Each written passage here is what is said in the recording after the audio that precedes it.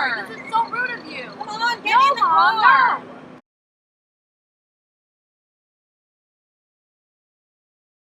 Okay, hi, I'm here. Get in the car. No, you're always late.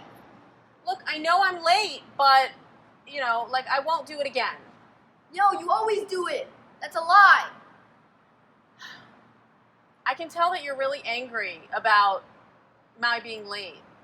And if you get in the car, we'll talk about how I'm not going to do that again. Why is Dad never late and you always are?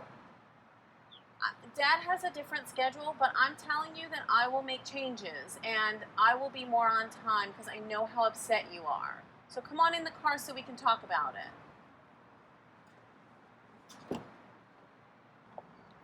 Okay, I know that you're really angry about my being late, and I know that I'm late a lot. But I'm telling you that what I'm going to do from now on is I'm going to make sure that I finish my work an hour early so that no matter what happens, I'm always going to be here on time. Is that okay? Okay, fine.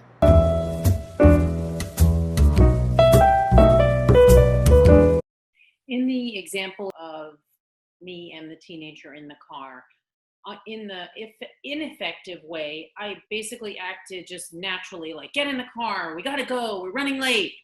Or I picked you up already, get in the car.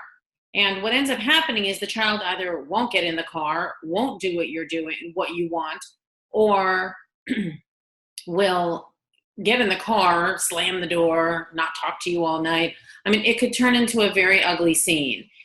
The second effective demonstration of me with the teenager in the car was effective because I validated the child's feelings. She was feeling upset by what had happened. It was my fault. I took responsibility for it and explained how I was going to do differently next time. And then lastly, I empathized. And I said, if I were in your shoes, I would feel the same way. So these are very, very important steps. If you're not sure if your child is in revenge with you, then, and this doesn't work, then maybe they're angry or feeling something else. Maybe they're in power struggle with you. Then try the technique from the power struggle videos.